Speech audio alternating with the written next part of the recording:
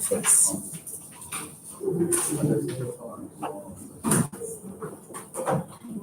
Tá no PQE?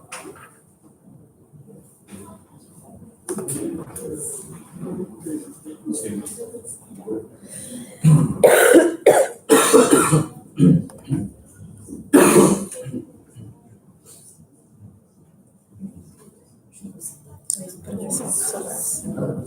Você o quê?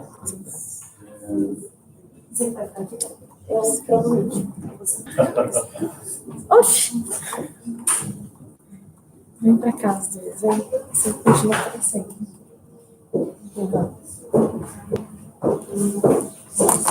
Aí já tá. Tem gente? Tem. Não. Mas ele vai ser gravado e deixado lá. Ah,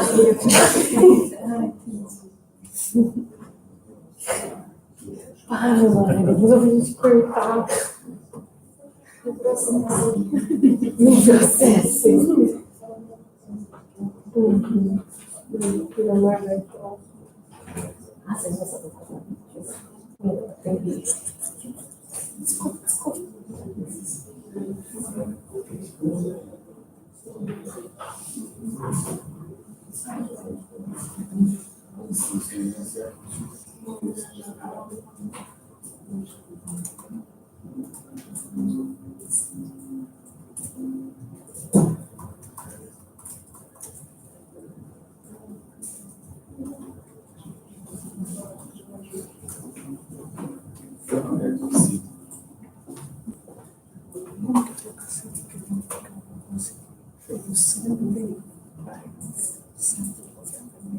Eu não consegui trocar. Aí a gente vai ajudar. Porque se tiver, tipo, vocês vão entrar pelo notebook, vai ser um jeito. Ah, não, eu tô localmente. Ah, tá. A gente queria fazer um passo a passo dele. É nesse lugar. Acho que eu estou no entendeu? Aí eu não tenho motivo para essa música. Não, a gente te ajuda já.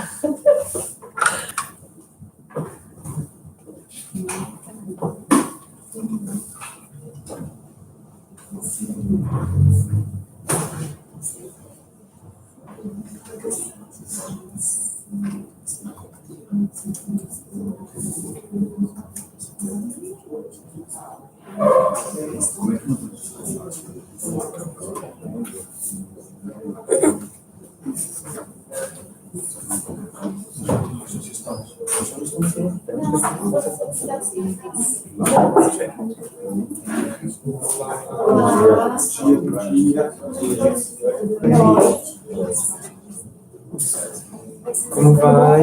Tudo bem e você? Tudo bem e você? E o braço, como tá? Melhor? Como vai? Olá, como está? Paola, our regulatory consultant. We spoke. Yes, of course. Fine. Getting better. Como vai? Nós vamos fazer uma pequena introdução de 15 minutinhos antes de começar. Tá. Para explicar um projeto deles, tal, etc. Tem a ver com regulatório. E aí eu estou junto. A questão de valência. Tem a ver com regulatório e tal, tudo mais. Eu vou fazer. Então, e depois aí vocês falam, tá bom? C'è perché ci sarà una piccola presentazione, quindi Samilo, tudo bem? Tudo bem. He's a compliance consultant in Visa. Big responsibility. Cadê a moça? Aí eu tá, fiz pro braço. Allora, ora ci escuta, me ajuda, onde você pode conectar o computador dela ou só depois? Depois aí qual que vai ser isso aqui? Isso aqui que está conectado aos seus cabos. Tá. Se você não quiser vir para cá, Então a gente vai usar numa pendrive. Ce l'abbiamo na cabeça? Se eu quiser mas Bene, allora Aqui, ó, però possiamo mas, vederci niente, possiamo aprire una presentazione.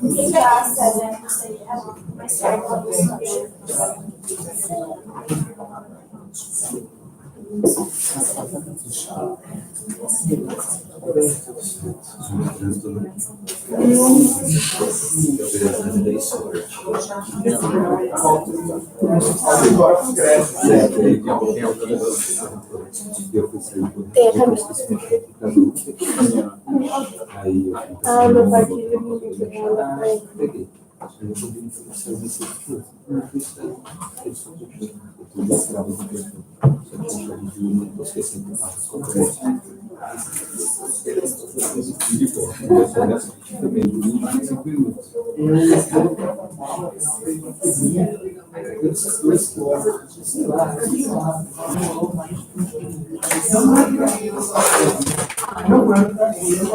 Do lado, paralela,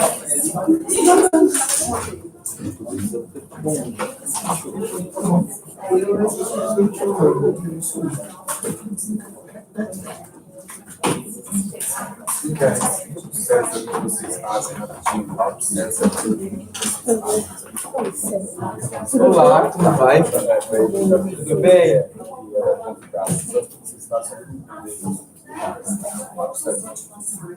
Vocês fazem Certo. Tem sim uma impressão de fase especial para mim, que é uma área de sobriedade familiar. Ok. Você vai fazer a segunda apresentação. Na verdade, a Paola vai fazer a segunda apresentação, tá? Que é do estudo do mapeamento regulatório, que é um projeto com a equipe, que já é o segundo estudo que a gente faz, uma atualização, etc. Tá, perfeito. Olá, como vai? Tudo bem? Desculpa. Bom dia. Que vocês estão? Isso se movendo para o lugar.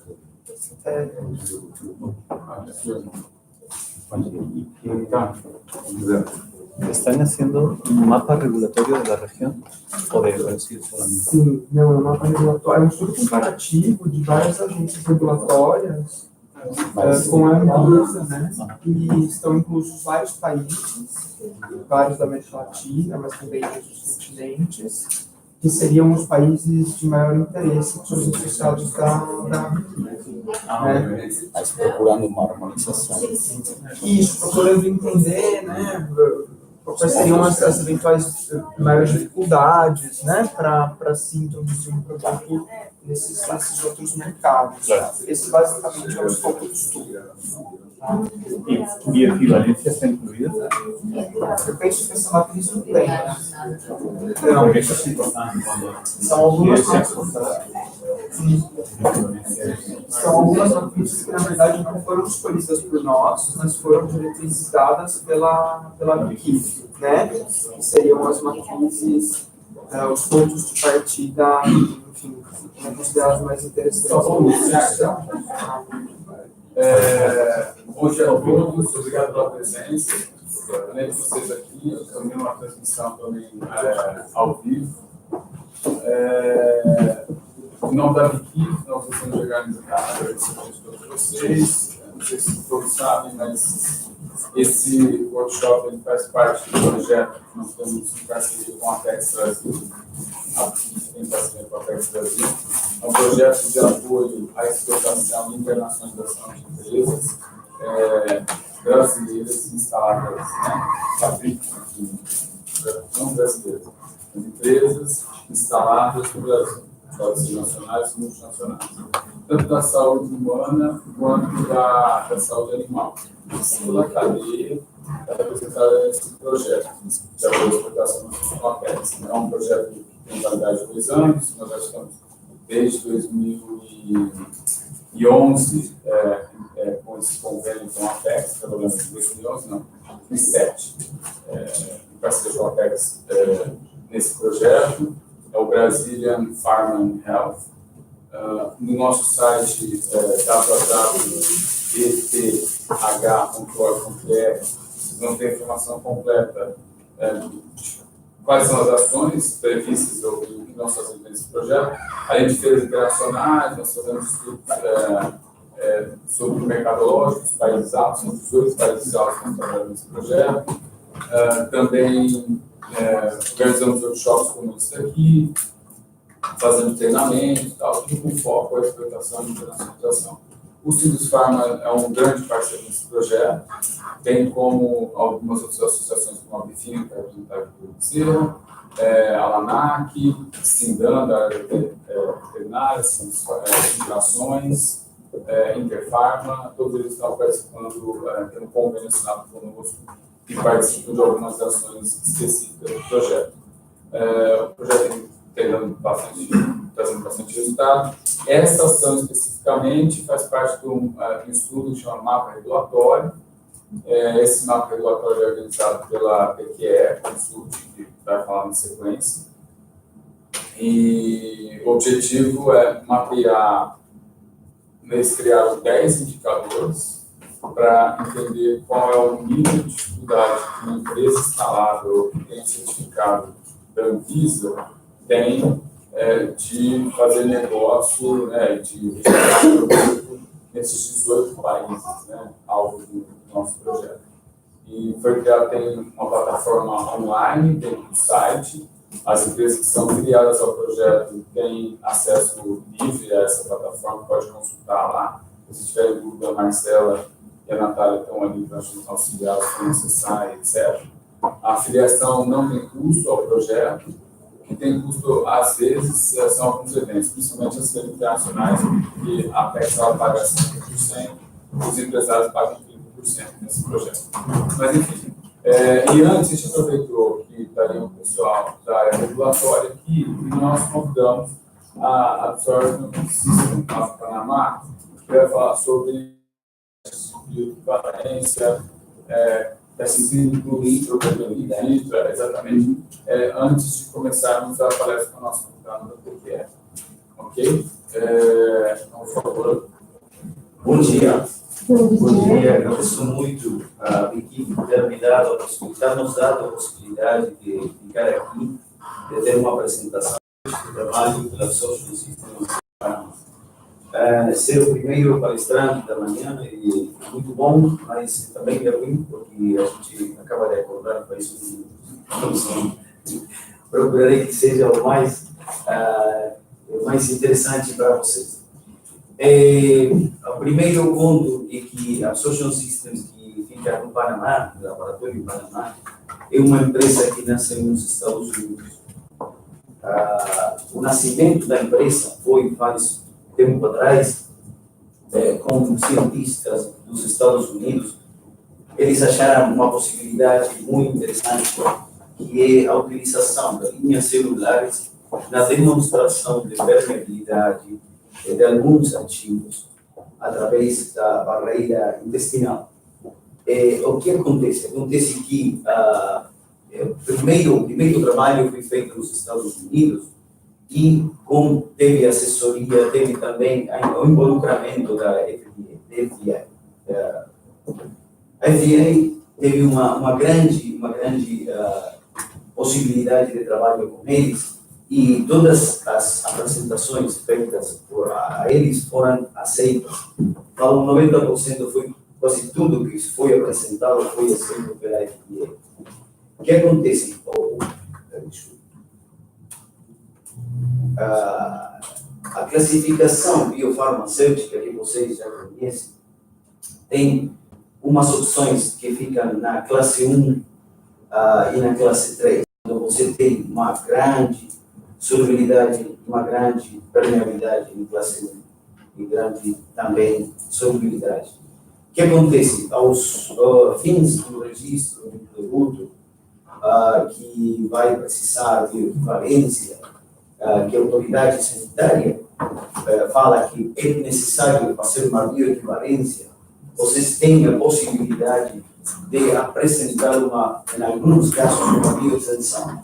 A bioextensão baseada na classificação biofarmacêutica é uma ferramenta que é aceita por muitas autoridades sanitárias. Ainda mais no futuro, porque porque a situação hoje é que os tempos de desenvolvimento, os custos de desenvolvimento, eu trabalho no desenvolvimento de novos produtos, traz um investimento muito grande. Além do investimento grande, também tem os tempos de chegada ao mercado. Então, se a gente pode demonstrar, desde o ponto de vista regulatório, a possibilidade de apresentar dados de dissolução de dados, de permeabilidade, que possam ser representativos e que sejam reproduzíveis, então, isso é uma grande, grande vantagem. A nossa empresa tem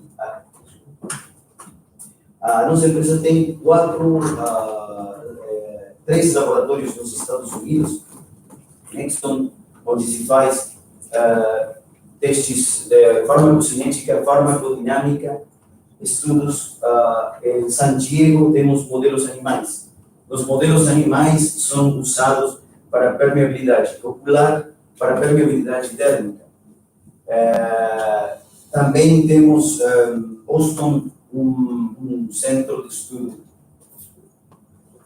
Temos em Boston um centro de estudo pré-clínico, mas não trabalhamos com voluntários humanos, só com animais e modelos ex vivo. Na cidade de Panamá, temos os mesmos serviços que são, eu falo de serviço porque a gente não tem produto, nós não oferecemos produto nenhum. O nosso produto é nosso conhecimento. A gente não tem um produto para venda, tem que oferecer serviços de qualidade, de pesquisa avançada. Agora sim, desculpa.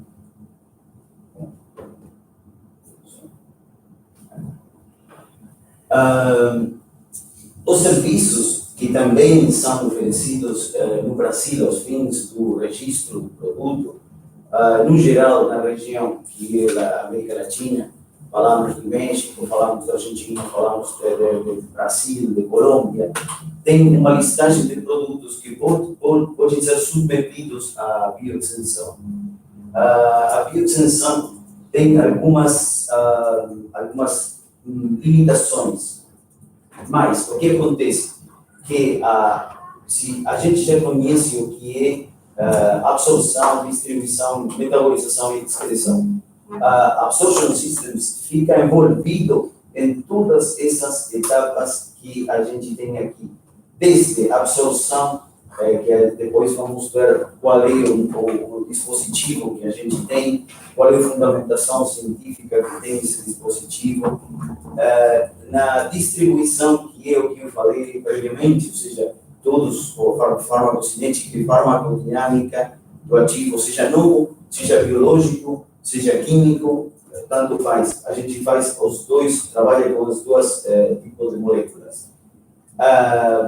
Também a gente pode fazer customização de estudos dependendo das necessidades das empresas e dependendo do trabalho conjunto que pode ser feito entre as empresas, os órgãos regulatórios e também as indústrias. E a universidade fica envolvida nisso e a gente tem alguns exemplos para lhe dar. Por exemplo, estamos fazendo um trabalho muito interessante com o ISP, Instituto de Saúde de Chile, em conjunto com a Universidade Católica de Chile, onde a gente reproduz as condições de permeabilidade do laboratório de Panamá na Universidade de Chile e também aceito esses estudos pelo órgão regulatório de Chile. Finalmente, também temos em Boston validação de sistemas de imunoensaios e moléculas anticorpos, quantificação de anticorpos.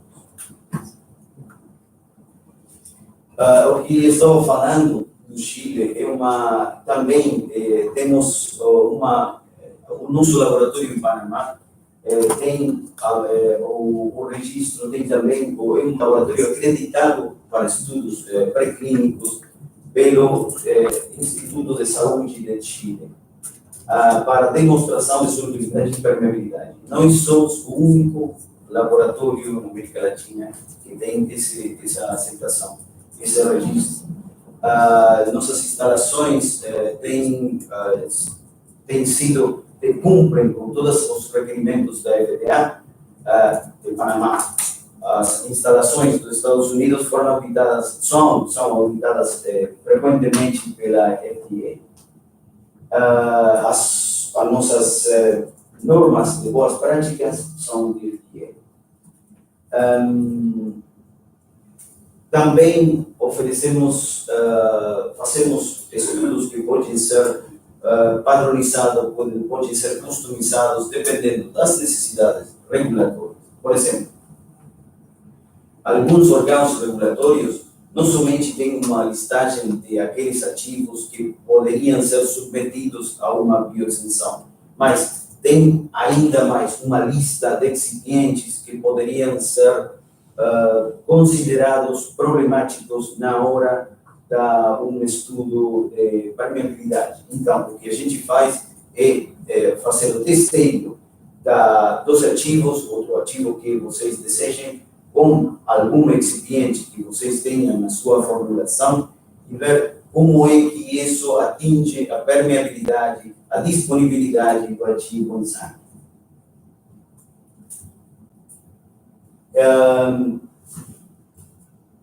O primeiro passo, eu sempre falo quando o pessoal fala que é o que tem que fazer em um produto genérico.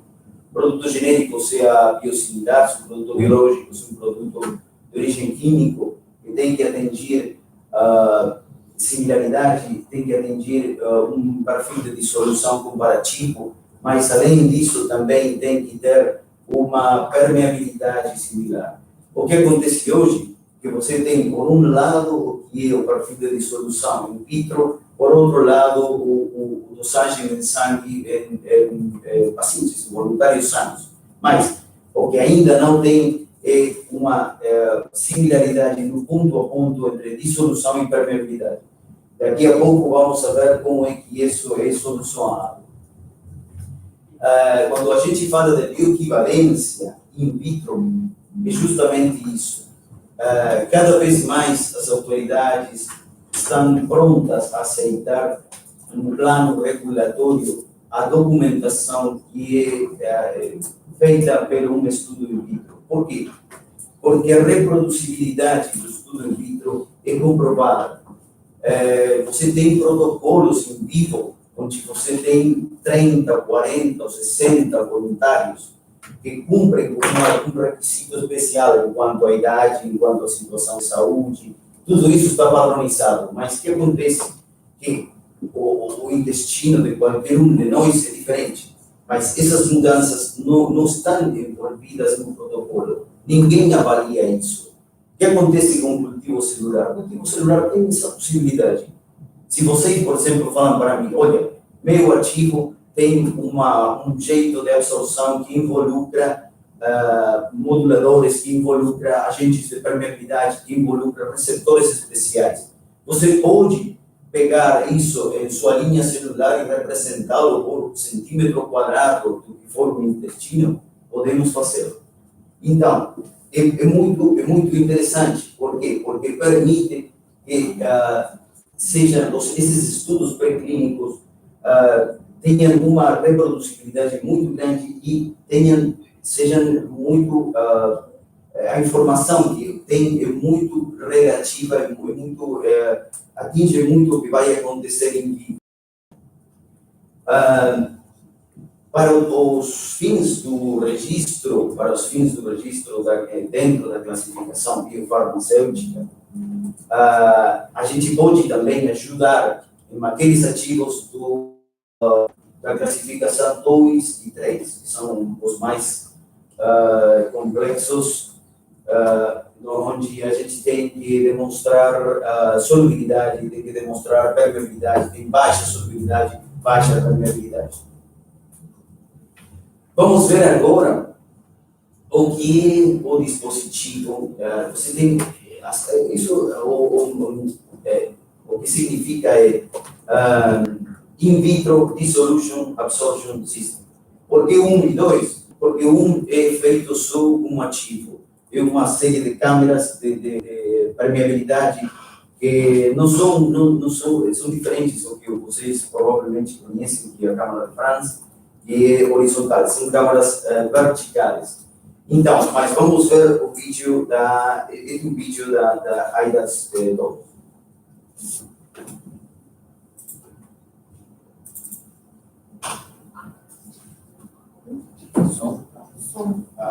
Acho que não tem som, mas não tem importância nenhuma. Olha, isso é um dissolutor como que a gente já conhece. Mas, o que acontece para formulações orais, formulações cápsulas, tabletas, isso é a câmara de permeabilidade. A câmara de permeabilidade tem uma membrana de caco 2 e aqui o recheio é com fluido fisiológico, fluido representativo do meio fisiológico. Então, o primeiro passo é o pH do estômago. Depois, o meio biorrelevante, 6,8, você tem meio biorrelevante e aqui vai pegar as amostras de dissolução e de permeabilidade, o que permeou a linha celular CACO2. Então, o que você vai ter agora, você vai ver a correlatividade que tem os dados de dissolução com os dados de permeabilidade. Tem uma correlação direita, ponto a ponto,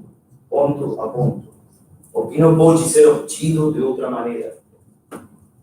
Porque os métodos in silico, ou seja, aqueles que fazem uma representação matemática da correlação, não são aceitos. Infelizmente, é uma ferramenta para pesquisa e desenvolvimento ao nível básico, mas quando a gente vai acima disso, obrigado. Quando a gente vai acima disso, não tem uma possibilidade, não é aceito pelos órgãos regulatórios a correlação. Eu, faz um tempo, estive falando com a diretora de saúde de Costa Rica, e ela falou que não aceita correlações que sejam feitas perfis de dissolução in vitro com dados in vivo. Mas aqui é diferente, porque você tem a correlação direta do que está na câmara de dissolução e na câmara de permeabilidade. O que vai ser permeado, o sangue tem uma correlação direta. Sí, si me permiten hablar en español, despacito, que no sé hablar portugués, perdón. Pero es importante, desde el punto de vista regulatorio, hablar un poco de este modelo. Este modelo está siendo considerado por la FDA para poder aportar pruebas del impacto de excipientes en las formulaciones sobre la permeabilidad. El objetivo es poder aceptar o mejorar la aceptación de compuestos clase 3, porque como los clase 3 tienen baja solubilidad, los excipientes sí tienen un efecto, sí tienen un propósito mayor que los clase 1. Entonces, la idea de la FDA está financiando 2 proyectos de investigación ahora mismo. El proyecto que comentaba Claudio en Chile, con la agencia chilena, tiene el mismo objetivo. Vamos a comenzar otro proyecto igual con INVIMA y la idea es que esperemos que el año que viene comencemos también otro proyecto con ANVISA. Ya comenzamos las conversaciones con la doctora Stortirtis de la universidad para que ella lidere, si se pudiera hacer, lidere un proyecto así. Porque la idea es ayudar a las agencias regulatorias a poder mejorar su marco regulatorio en lo que tiene que ver con clase 3. Primero clase 3. El segundo objetivo es clase 2. Poder trabajar sobre clase 2. Yo creo que ya estamos fuera de tiempo, así que... Sí, sou muito rapidamente, eu agradeço muito, mas quero apresentar-lhes muito rapidamente alguns exemplos de ativos de síntese química que podem atingir a permeabilidade e que a gente pode ajudar para melhorar ou para testeio dos formulações que estejam em prestabilidade, o que vai iniciar um processo de desenvolvimento. por exemplo. Também em alguns deles que tem uma extração ao nível intestinal, e a gente pode fazer um estudo aí diretamente com linha celular, que é muito mais simples do que fazer uma qualquer coisa. E além disso, por exemplo, quando o limitante é a permeabilidade, tem também alguns, são só exemplos, alguns exemplos. Quando a velocidade de dissolução, no caso do polimorfo, no caso do que o polimorfo, ou seja, a mudança ao polimorfo feita durante o processo de manufatura, ou o câmbio de fornecedor de ativo, a gente fala, você mudou o fornecedor de ativo, tem que fazer uma nova bioequivalência, mas não, se eu posso apresentar dados de permeabilidade que, ao nível regulatório, sejam aceitos, não tem jeito de fazer uma nova bioequivalência, é um gasto muito grande. Né? Então, também podemos contribuir para vocês no que é a validação de processos novos de síntese de ativos biológicos ou não. Também para produtos inaláveis, determinação de imunogenicidade.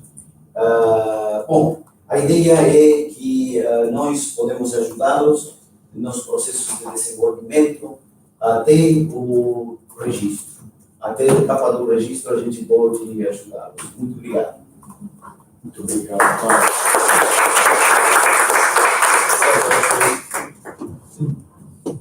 Bom dia a todos, me chamo César e sou administrador da PQE no Brasil. Alguns de vocês talvez nos conheçam já. A PQE é uma empresa que presta consultoria para a área de qualidade e compliance para a indústria life science como um todo, principalmente a indústria farmacêutica, em várias frentes diversas e praticamente a 360 graus. Dentre elas, assuntos regulatórios, a gente cobra auditoria a terceiros fornecedores, toda a parte de PPF, de compliance interno, de sistema de qualidade das empresas, e engenharia, qualificação de equipamentos, etc.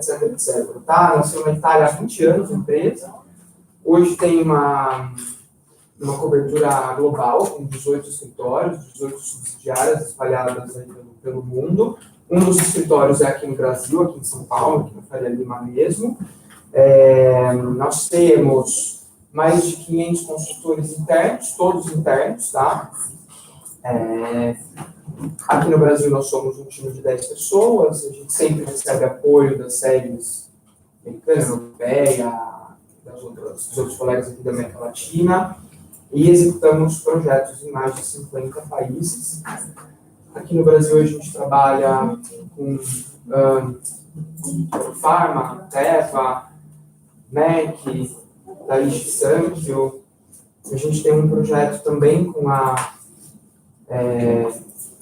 início de discussão de um projeto com a ANVISA, que é muito interessante, que é algo parecido que a gente já fez no México e recentemente na Rússia, que é ajudá-los a escrever a nova guia para Data Integrity como um todo, principalmente validação de sistemas, que é na realidade o carro-chefe da PQE. É assim que nasceu e continua sendo um segmento de atendimento maior. E é isso, esse é o nosso contexto. A Paola é nossa consultora de assuntos regulatórios, que é da nossa sede na Suíça, e está aqui hoje para fazer a apresentação de um estudo que a BIQIF nos contratou para fazer, que é um mapeamento regulatório, incluindo vários países e levando em consideração algumas matrizes. Na realidade, já é a segunda parte do estudo, correto, Norberto? A gente fez uma primeira parte, acho que em 2017. Essa aqui já é a segunda. Essa é a atualização da primeira e a ampliação, 6 indicadores na primeira, agora vocês criaram mais 4 indicadores, temos 10 indicadores, vocês atualizaram esses 10 indicadores. Exato. E, enfim, a gente estava executando um projeto bastante importante para o Axê, ali no site. Aproveitamos a viagem da Paula para apresentar, então, o resultado desse trabalho para vocês. Okay. Paula, agora eu passo a palavra, né? We're facing some technical problems. Okay. It seems that the PC doesn't like my presentation. Okay. I hope you all will enjoy it. Sure, no? Yes, and probably I have to submit it Right here.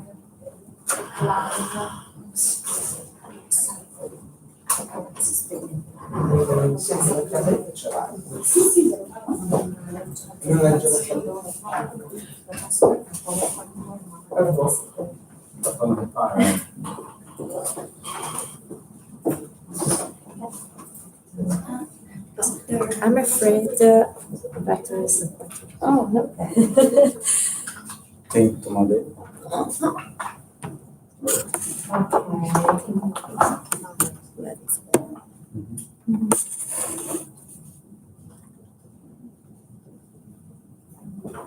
Maybe I can start presenting myself Yeah, to everybody.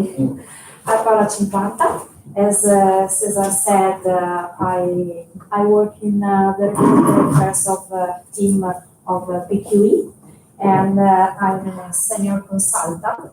I have an past experience in regulatory affairs, mainly for human drugs, and a little experience also with medicine for animals.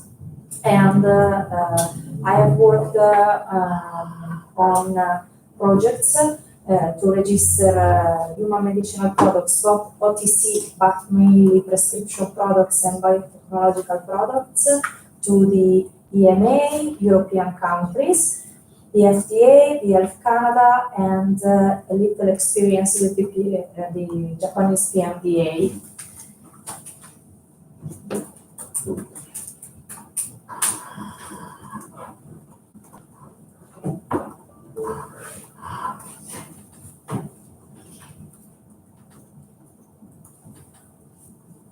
Okay.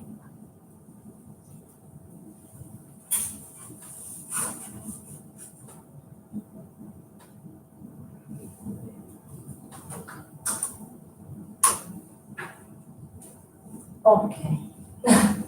So we can start talking about the regulatory comparative study we performed. You wanna go in front? I think it's better. No, for us it's better. You just use the Okay. here point control. Okay. For us it's better because you're doing.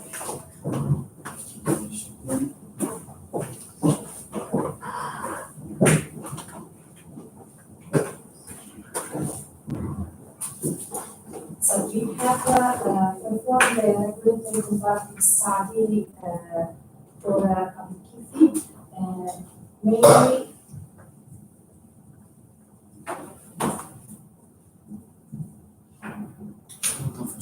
No, just no. So.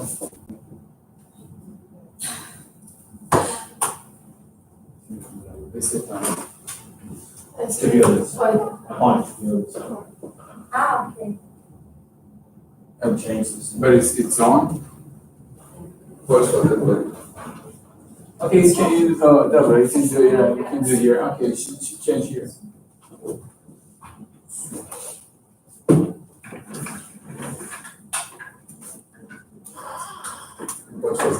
Yeah, vamos ver por aqui, ó.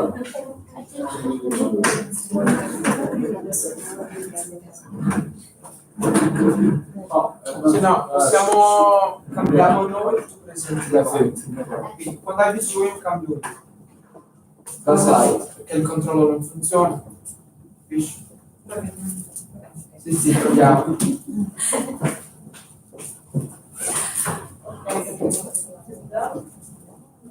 No.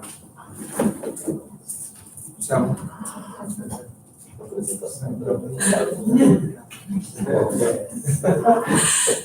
So, what I would like to show you today is the process that leads to the final report of this regulatory mapping. So, first of all, 2 words about the Brazilian Pharma Solution projects, and then I would like to explain you the main scope of this regulatory comparative study, which involved a lot of countries, and the methodology we used to assess the appeal of foreign countries, and show you the decision matrix we used, and finally the conclusion. After this, I will talk to you about a very important topic I know you are going to face in Brazil, which is a first step to the harmonization, and so something really important if you are trying to internationalize your business, which is the format of the dossier to be submitted to the authorities to ask for a marketing authorization. So, first of all, Abikifi and Apex Brazil developed this project, and the scope, as we've said, is the internationalization of the pharmaceutical and pharmacy sector of Brazil. And so, first of all, the aims are to increase the participation of companies within the Brazilian production chain and face an international scenario. This is very important both for companies who manufactures the products and also for companies who would like to hold the registration. You must know very well the rules that are applied all over the world. Then, this way you can increase your drug export and also attract investments, because you will become a country harmonized to the other ones.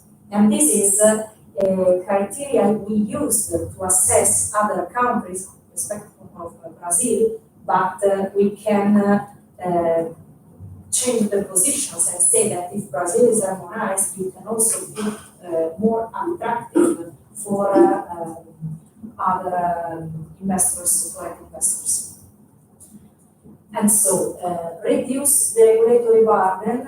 This is always something we hope, because you probably know better than me, a lot of time, a lot of work, a lot of costs are linked not on collecting and analyzing and providing good, reliable data to the authorities to assure quality, safety, and effectiveness of medicine, but we spend a lot of money and of workload just to change the way we are trying to answer to the scientific questions, but the scientific questions are always the same, and the scope is always to assess quality, have a good quality, and prove that that quality corresponds to a level of safety and of efficacy. This means we have to re-perform studies, and we spend a lot of work to reformat information, find a way to present information. And I think this is really important for people involved in regulatory affairs, because sometimes a very big problem with the regulatory authorities, especially when you face an authority which is foreign and you do not know the cultural, the mentality, the thinking of the authority, is how we present information.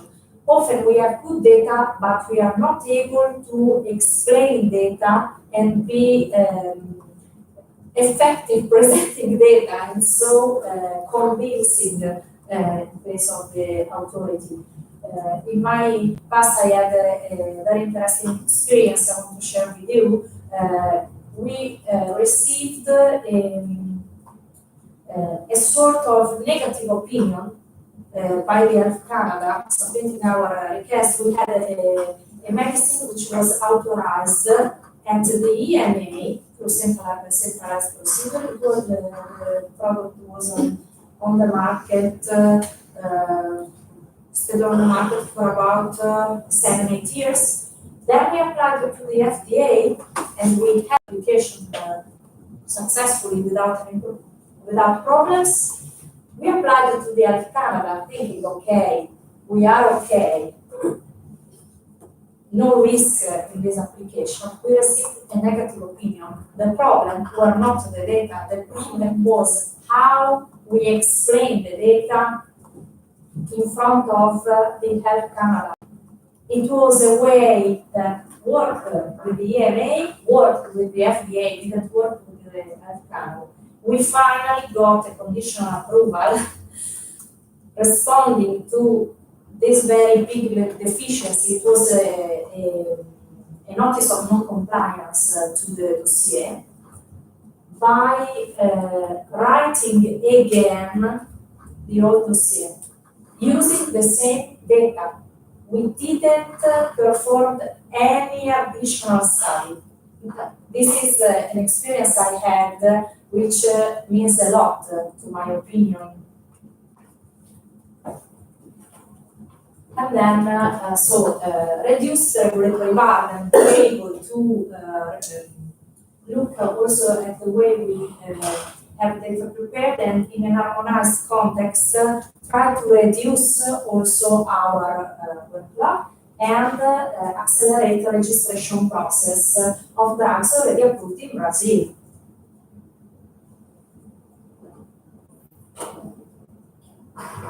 So finally, we performed this regulatory comparative study, and this is the step. The whole thinking is of application that is Brazil. PQE arrived at this step, working and managing this study and producing the final. We looked at similarities and differences between ANVISA and other authorities. We tried to understand which were the main differences and main similarities actually between ANVISA and other selected regulatory authorities.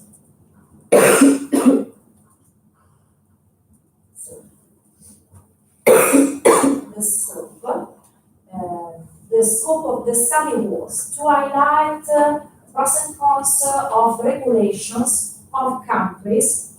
We were told we had to consider reduce regulatory burden of Brazilian companies, as we have just said, and try to identify which countries can be more appealing to Brazilian companies who are seeking for an internationalization of their business. Then we also produced a sort of list where we identify the current countries which are most suitable to start. Which were the class of products concerned by the study? We considered active ingredients, biotechnological products, human pharmaceutical products, and animal pharmaceutical products. I want just to underline that, to my opinion, there are two interesting points. One, you can be interested in register your own products in foreign countries. You can be interested in developed products, API or finished products, to be sold to other marketing authorization holders outside of Brazil. If you develop only according to Brazilian rules, you will never be a country of interest also for other investments. So this can be a real great opportunity. Here, I tried to summarize the countries concerned, and the picture should show you which were the type of products considered for each country. Then, let's talk about the methodology we use. So it's very important to understand the final results. How did we work? How to, it's easy.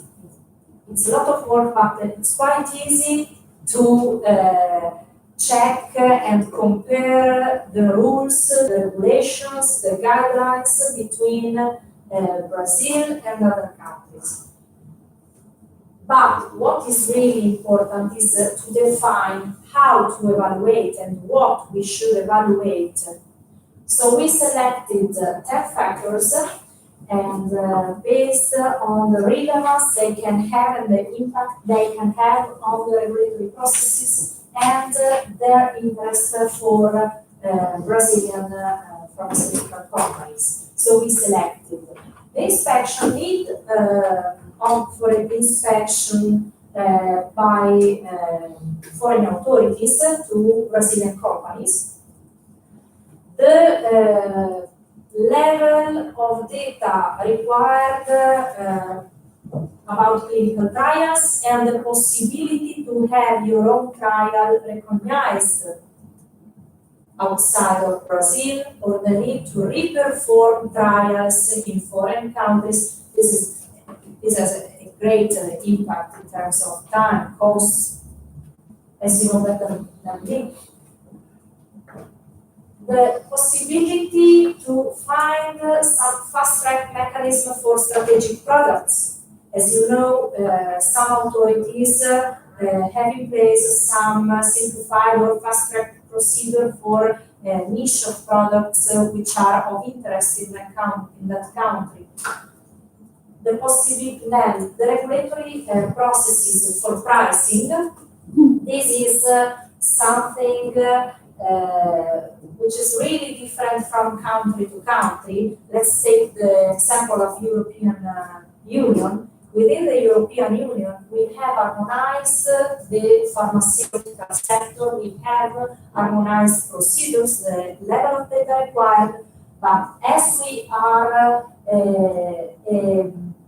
a community of states where each state still has its own government, pricing and reimbursement is still a local decision. So you have 30, I can't remember how many countries we are actually, because someone is always adding, and now we have the United Kingdom who's leaving us, and so the number is always changing. But anyway, you can register under an harmonized rules, but at the end of procedure, you have your marketing authorization and you have to discuss locally which country. So this is a very huge. Then, backlog initiatives. This is another very important point. The presence of restrictive legislation and prohibitions for specific products.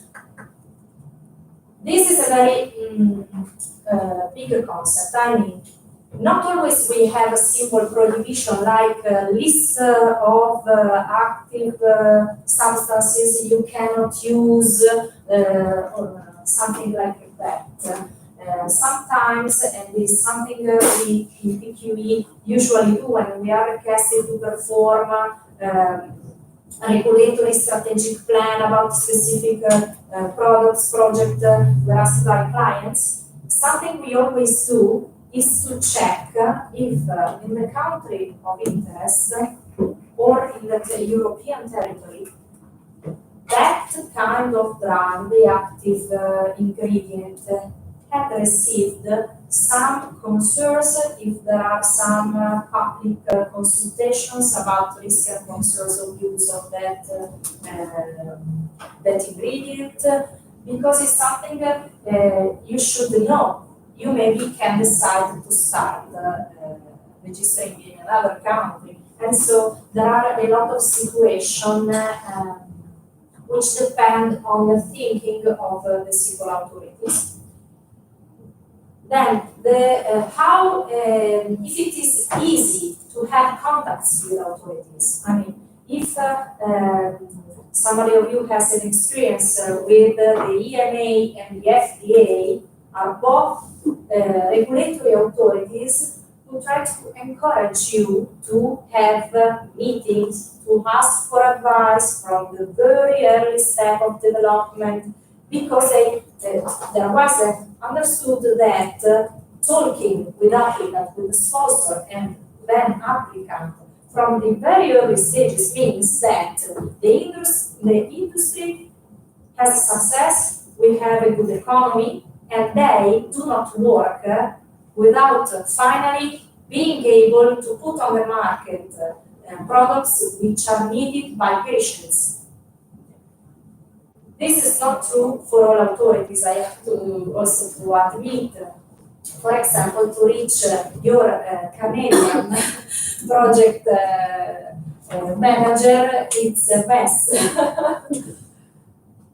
Then,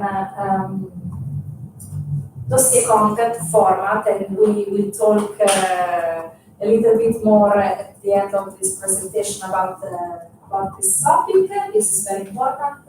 It takes a lot of work. And often we are asked, Cesar can tell you, very often we are asked by companies to reformat the dossier because it's a lot of work, and if a company is involved in has other parallel projects they want to develop, they do not have time to reformat, perform gap analysis and reformat each time they want to try to propose the same product in a new market. Then the submission procedures and the life cycle management, how are regulated and the burden of rules you have to face. Please feel free to stop me if you would like to ask a question or clarification, or if you just want to comment something and discuss all together topic. Then, once we have defined the factors, how to weight it. For each factor, we defined different indicators, we assigned the rate, and finally, when we had checked pros and cons in the specific rules of each country, we assigned the score. There's an example. So, for example, let's take submission procedure as a factor. And the fees associated. I choose the fees because it's a very easy concept and it's very immediate to understand. The rate associated, we divide it with, finally we add to choose values and limits. We divided in different rates, and for each rate we assign the score. This was the way to we proceeded with all indicators linked to each factor.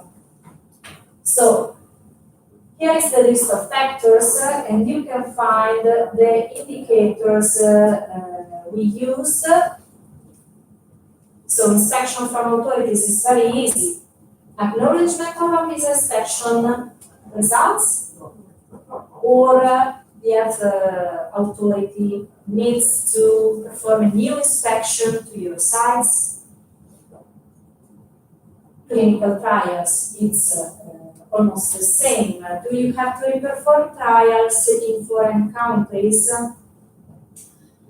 A couple of words about clinical trials. Maybe I should take a look at the time because I talk a lot. And I have to finish up. No, just to have an idea because I talk a lot. 15 minutes? If it's fine for everyone, like 15 minutes. Okay, 15 minutes and I have to close. Yeah, 50? 15. 15. Yeah. Oh, One second, too much? No, it's too much. No, well, okay. Can you half hour? Sorry? Half hour? Mm. 30 I minutes? try to run more. So I will not speak about each factor. Let's speed up, and if you have question about the report methodology, then you can ask me on topics. I'll not talk about each factor and indicator and what we found, because finally we had to standardize what we found. But what we found comparing the regulations and the rules is something more complex. Here you see a simplified picture, and we had to simplify without losing the meaning, without losing the capability to weight the factor and the indicator, but we had to simplify, because you can find 20 different solutions in 10 countries. I mean, it's something very. So let's speed up this. These are all slides to show you how we proceeded. So the decision matrix, finally, we for every score obtained, we normalize it considering the relative importance assigned to each factor. There are some factors you can understand are really, really important.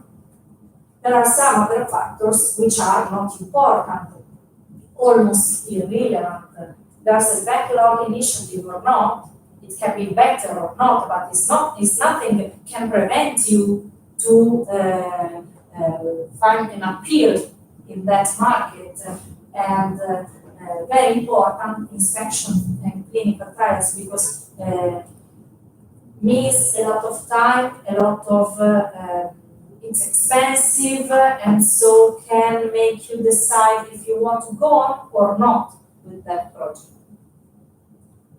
So we normalize the scores assigned to each factor. We normalize them with the relative importance by multiplying the two values, and finally we summed the weight scores obtained for each country, and the results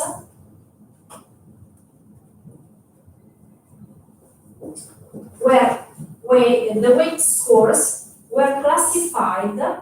Another time we had to decide a value, we had to define limits, and according to that we classified the countries as I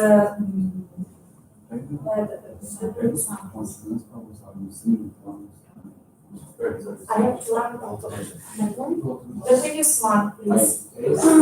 And very interesting, of average interest or not really interesting. So, ANVISA is a recognized health authority. Regulatory processes are straightforward and the associated fees are low. I think that you will be able to tailor this evaluation as we use the metrics approach. You can tailor this evaluation on your own way to. You can also try to understand if you are weighting the factors like we did, and tailor to your interests this evaluation, thanks to the metrics approach. Then, average interest. ANVISA is not always recognized. Regulatory processes are of average complexity, and the fees are not expensive, but also not cheap. And then not really interesting when you have to reperform probably the development from a compliance and quality point of view, from a clinical point of view, and associated fees are high. Finally, here is the decision matrix where you can find the country appeal. And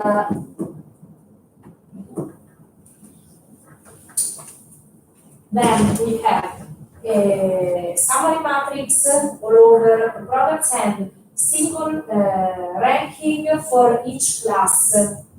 The human health products, the animal, I'll leave to you the reading of the single countries, as I do not know each of your companies where want to apply. The biotech and the API. So here we have the list of all the average list considering all products categorized without dividing in API. We an average, and we found some very some countries which are of high interest.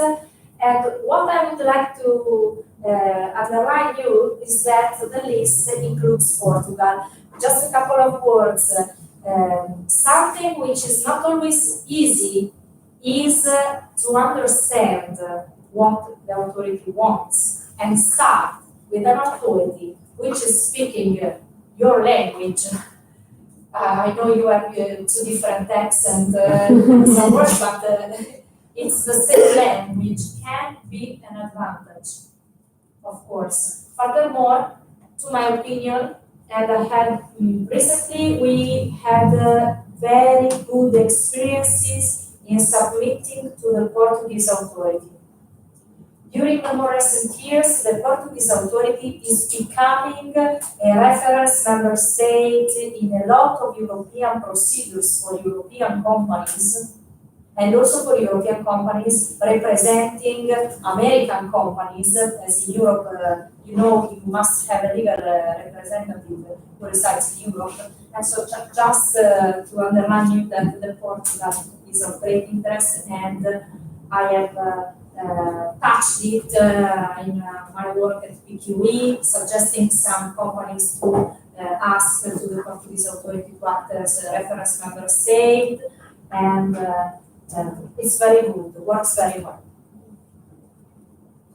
So in conclusion, this is a product which is aimed to increase internationalization. I will never be able to pronounce this word in English, sorry, but you're understanding.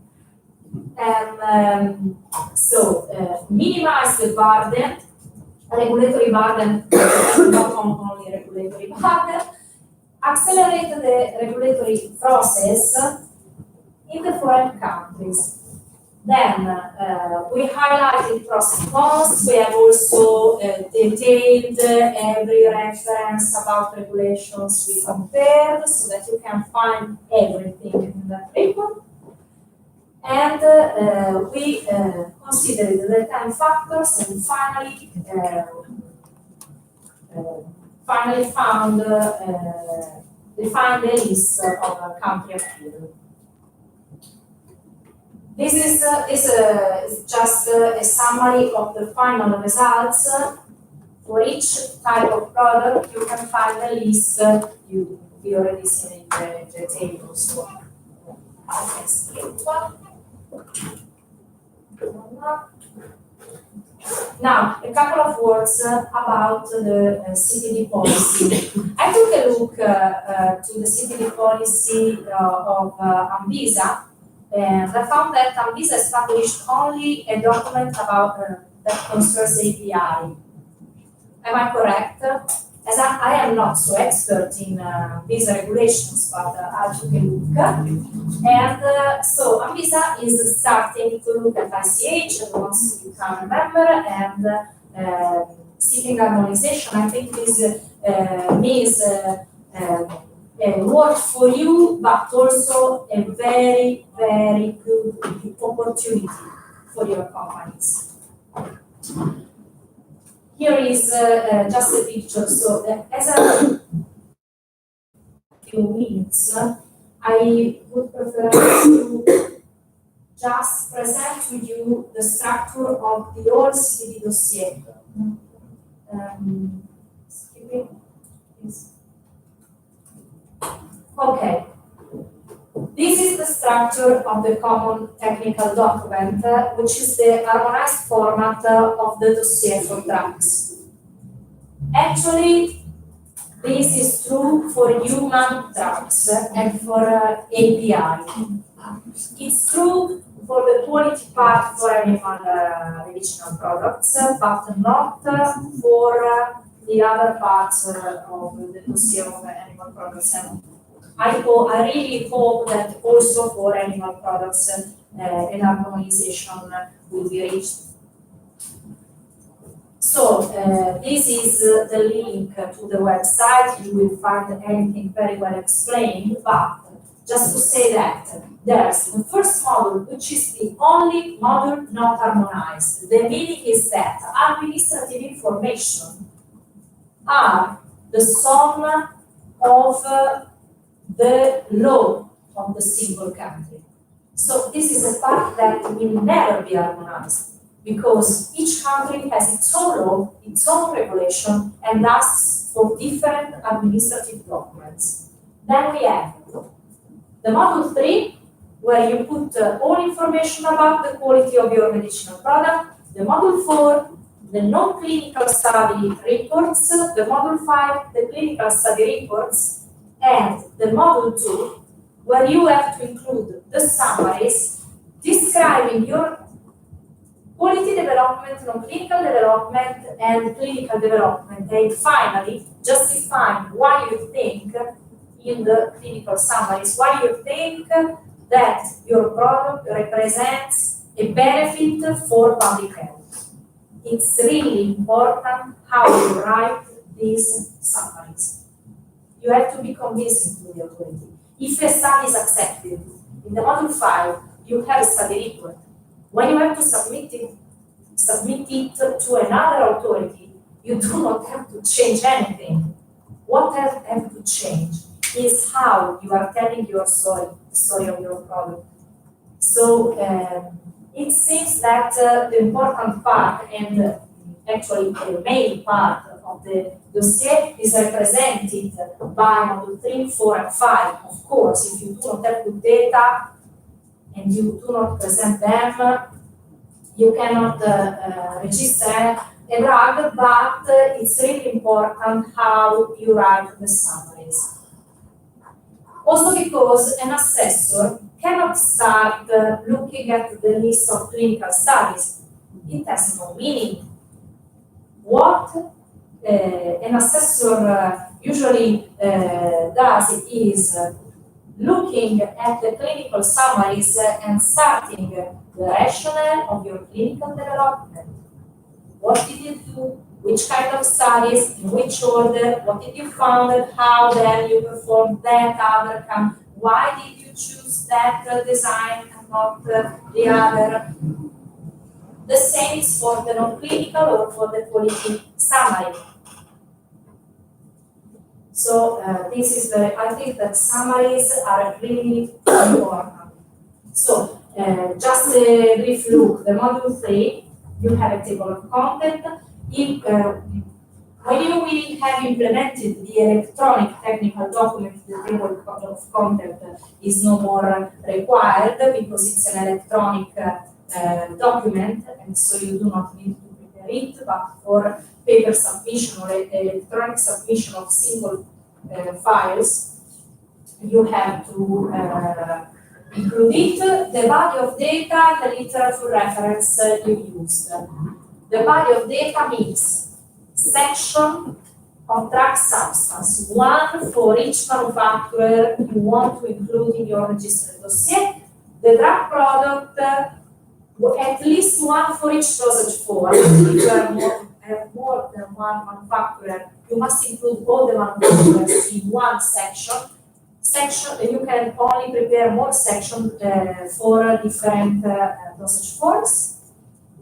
Some information which can be treated in different ways between Europe and and the United States, we say that we are harmonized, but this is not always true, and the regional information part to let every authority asking something else other authorities are not asking. So quite an harmonization also for ICH regions. Then the same structure applies to the module 4 and the study reports. You have to include that the main categories are always the same, nothing new. So pharmacology, toxicokinetic, and toxicology, what you are already doing in your dossier. And finally, the clinical study reports section, table of content. Then you have to prepare a tabular listing of all clinical studies. You will find very well described how you have to prepare these tables. There are standards to be followed. And then include all your clinical study reports. Obviously, each study reports depend on the type of product you are registering. And finally, the summaries, which are really, to my opinion, and thanks to the own experience I had, are really important. I wrote again the clinical summary and the clinical summary, and it's not shown here, but clinical summary and all the narratives and assessment of clinical safety and clinical efficacy. I wrote again the integrated summary of safety, the integrated summary of efficacy, and we got the authorization. So I think this is important, really important. Then I have finished. I hope No. If you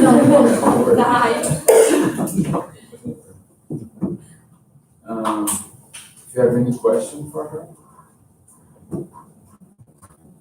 and you can show if you want the website. And can I use this? Oh, can I use your computer?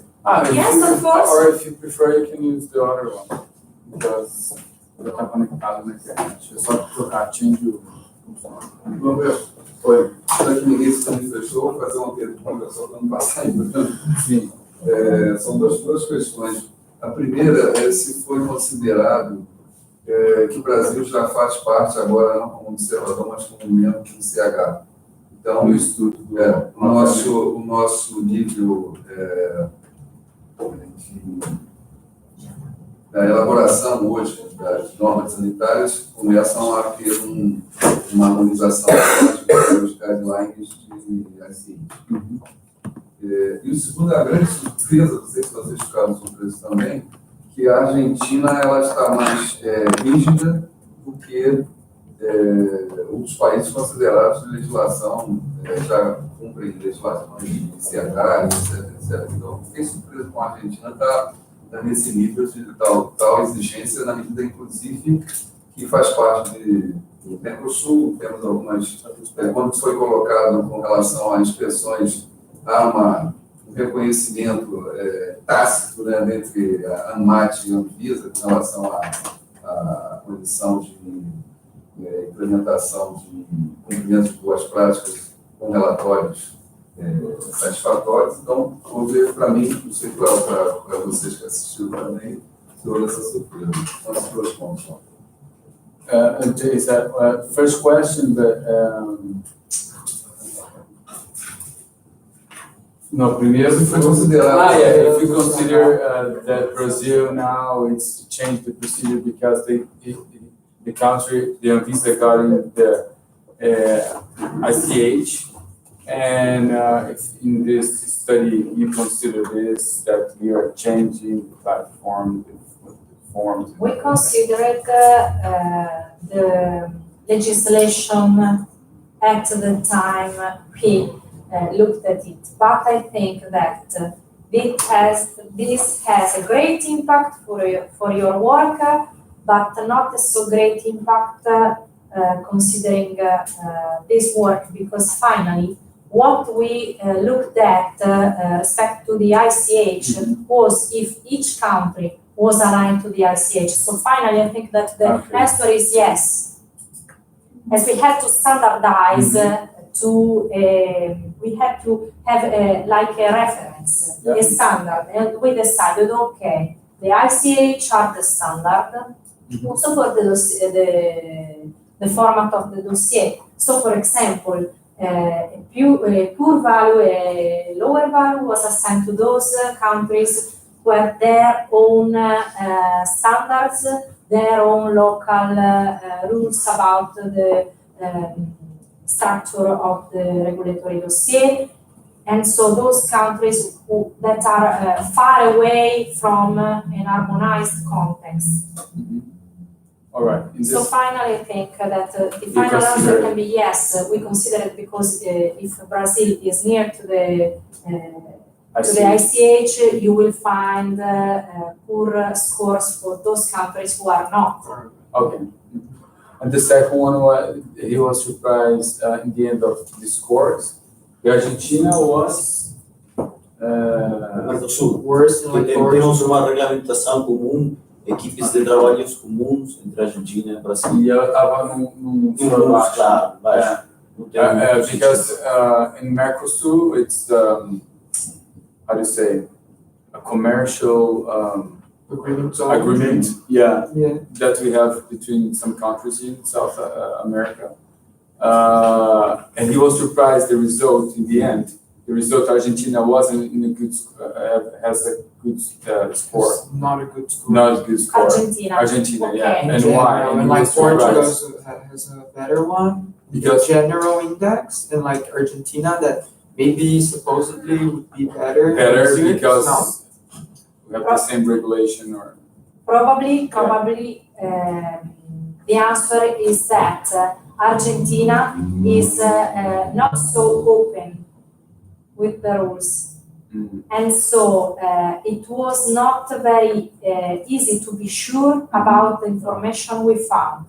Okay. And so we decided to assign a score using a worst case approach. I think that this is a very good idea you had to do this. Very, very nice, and I'm happy we have been involved. It was really interesting for us. But the scope of this work is to have a rough idea. We are considering a lot of regulations. So we try to be as much precise as possible, and we reference any information of what we found. But this is a picture you can take in a moment. This is true for maybe 1 year, 2, then this work must be reperformed. Yeah, that's why we are doing this every 6 months. Change. We were like, they said like we're gonna 3-4 times. 4 times. Yeah. The idea is. And but I think that this is a rough look at the world. Then there are some other steps. As you start, for example, with your project and you say, okay, I'm interested in Europe. It's a good example because we are a community of a lot of states. You can decide to register in a state and not in another, just for that. I'm interested, and then I start looking at all the states. Then I decide that at the second step, I can, for example, decide that some are better than others. I can refine my list. I can refine better. After this kind of studies, I think you have to perform another middle-term study, for example, considering only API. I am an API manufacturer I'm interested in, and we can perform a different study including different factors, weighing the factors according to your relevance.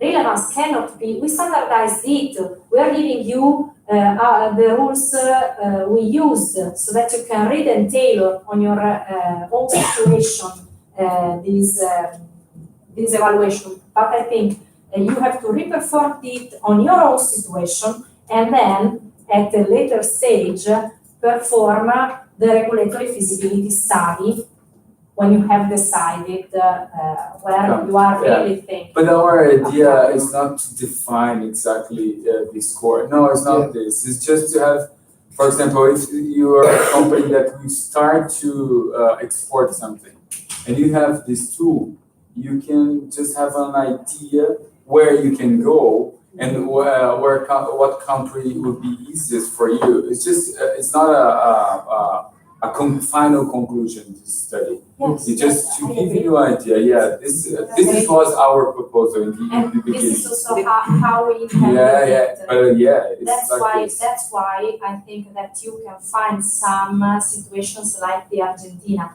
where we weren't able to find reliable information. Some authorities are really closed in providing information.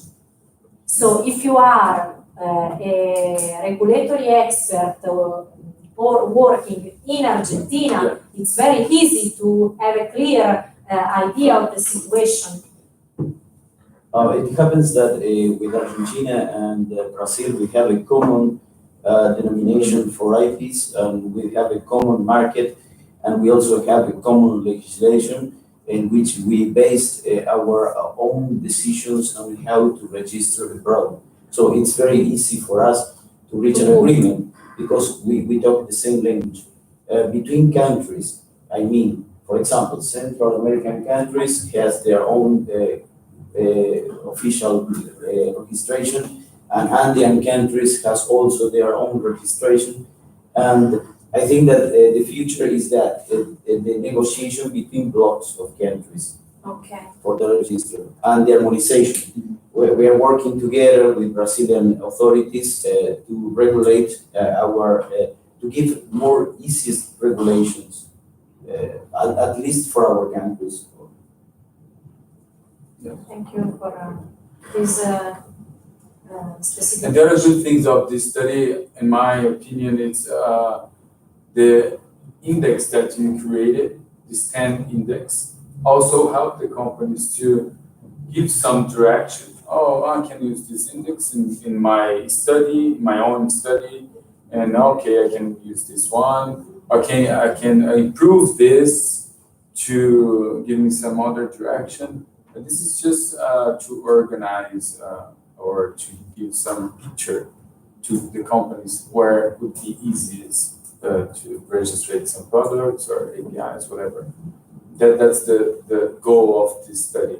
It's not to give you the decision. The Argentina is not good. No, you must go. It depends também for the product. That you want to register. Yeah, exactly. That's the idea that we want to give. Yeah, thank you very much. And you have any other question? Thank you for involving us and me in this very interesting work. Really. Thank you. Thank you. Welcome.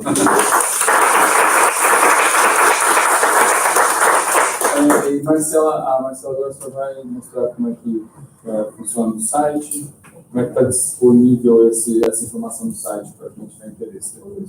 E a apresentação vai ser enviada para vocês, tá? A de vocês não sei, pode enviar também? Tá, ok, porque o pessoal da internet perguntou. Então, bom dia. Gente, aqui é bem simples. As empresas se filiando ao projeto, eu e a Natália, que trabalhamos na área de comunicação, tanto na BIC quanto no projeto Brazilian Farming Health, a gente cria um cadastro para vocês, onde existe um tutorial feito que vocês conseguem ver passo a passo como deixar esse cadastro lá. Você pode deixar vídeo no YouTube, pode deixar catálogo disponível para todo mundo entrar em contato e ver o que cada um faz. Entrando no site bph.org.br, você vai entrar na área restrita e aqui você vai colocar o seu e-mail, que eu fiz um no meu pessoal para teste, né?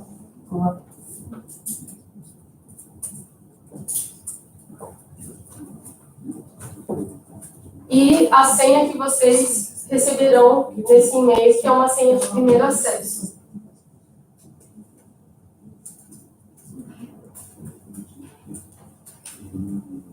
No tutorial a gente mostra como vocês podem também alterar essa senha, para só vocês terem um acesso.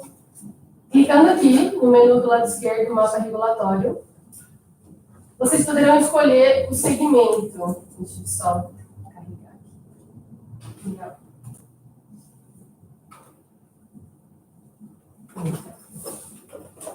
Pronto.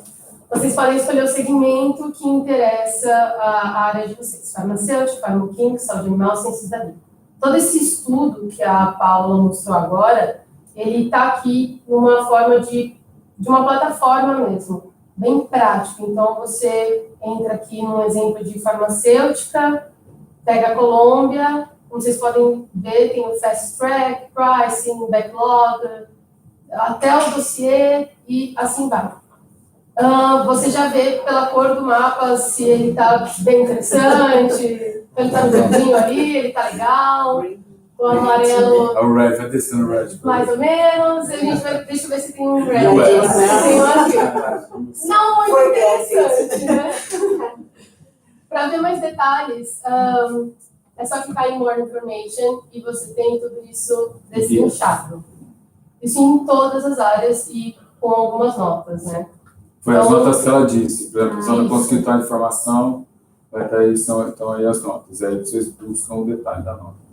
E esse aqui é um PDF, então é bem tranquilo, vai abrir em todos os computadores. E é isso, é bem facinho de entrar. Qualquer dúvida, caso não estejam conseguindo acessar, dúvida de cadastro, não estão entrando, pode entrar em contato com a gente, comigo, Marcelo, com a Natália. A gente está sempre full time aqui para deixar vocês sempre inteirados. E o e-mail de vocês é comunicação? O nosso e-mail é comunicacal@biquif.org.br e a gente pode responder. Tem da Natália também, que é natalia@biquif.org.br. E se vocês, se algumas empresas que estão aqui, não sei dela, não tiverem termo, tem algum? Tem. Aí não tiveram termo assinado conosco, né, para ter acesso às informações, às ações do projeto da Apex, também pode falar com a Débora, debora@biquif.org.br, ou comigo também, norberto@biquif.org.br. E a gente marca uma reunião para explicar o que é o projeto mais detalhe, etc., e assinar esse termo de filiação que não tem custo nenhum. Acho que só tem benefício, na verdade. Inclusive, se quiser, dá até para fazer pelo site. Caso desejem, no nosso site que vocês vão encontrar tudo, deixa uma home, notícias sobre as empresas que já estão cadastrando, para a gente estar no processo ainda, porque mudamos nomes, estamos com uma cara nova, então é bem legal conferir isso, já fazer uma parte deles desde agora. E fale conosco, se preferirem também entrar aqui, deixar uma mensagem para a gente está recebendo normalmente. Então, fiquem à vontade com o meio de comunicação. Estamos aqui para atendê-los todos e sempre. É isso, gente. Muito obrigado mais uma vez. Só queria fazer um parênteses. O Sindusfarma estava só Rosana Marcelado. Desculpem que eu tinha um compromisso, eu cheguei um pouco tarde. Mas o Sindusfarma é parceiro da nesse projeto. Já agradecemos já. Não, eu sei, eu quero... Porque vocês ajudam muito a gente, entendeu? Então... Eu quero reforçar que a gente já conhece esse projeto e a gente apoia e vê uma oportunidade muito interessante, porque nós aqui temos grupos para discutir regulamentação, mas aqui o foco é um pouco, vai mais além, né? Então, é mercado, então... o impacto de um país ser membro ou não ser membro, as questões políticas que eles analisam por outras bases de dados. A gente olha regulamentação. Então, a MAT, a ANVISA, DGNIT, mas eles fazem com uma outra visão mais complexa. Então, principalmente uma visão de negócios. Então, a gente entende que isso ajuda muito também o pessoal de regulatório a entender, né? Porque às vezes para auxiliar, quando é interessante uma empresa estar em um determinado país, né? Ou até mesmo para recomendar, olha, vamos desistir, que a gente brincou aqui na Rússia, né? Esqueça essa turma, Mas como eles disseram, amanhã muda o governo, tem um novo incentivo, ou, às vezes, para um determinado produto, né? Às vezes nós somos consultados aqui, países procurando, olha, quem são os fabricantes de determinado produto. Então, essa informação ela é muito atualizada, ela tem que ser acompanhada para e passo com frequência. E é esse o trabalho que a gente entende que eles fazem e que eles podem ajudar vocês complementando as atividades que nós temos aqui. Então, mais uma vez, obrigada também de terem vindo aqui apresentar para vocês que se dispuseram a vir aqui conhecer. A gente vê um grande interesse nesse projeto e a gente apoia por isso, que eu peço desculpas pelo atraso, perdi, infelizmente, a apresentação, mas eu tenho certeza que vocês puderam conhecer um pouquinho desse projeto. E, Rosana, eu quero aproveitar a Marlene, que é uma das nossas diretoras, ela também queria já fazer mais uma agradecimento. Agradecer a presença de vocês e falar que a Biquif, nós mudamos a diretoria em junho deste ano, né? Eu hoje estou como diretora secretária, nós temos um novo presidente que é o Sérgio, né, que vocês conhecem da Lander, o José Correia, que é da Fornil, e nós estamos, o Jacó, que é da JBC, e que nós estamos à disposição e estamos pensando em uma nova roupagem, nós estamos fazendo um trabalho junto com a Bifina também, então assim, a gente tem todo interesse em realmente fazer parcerias e que realmente complemente o trabalho das outras entidades. É isso que eu acho que vai ser interessante. Tá bom? Então, parabéns. Obrigado. Thank you. É isso. Sorry,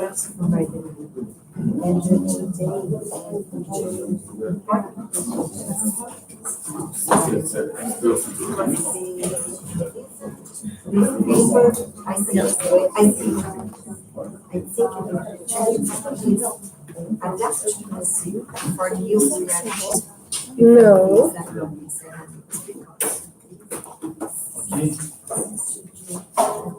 Quantas pessoas? Vocês vão me dar uma assistência? Oi? Podemos, claro. O YouTube tá aqui ainda, viu? Bom. Vai lá.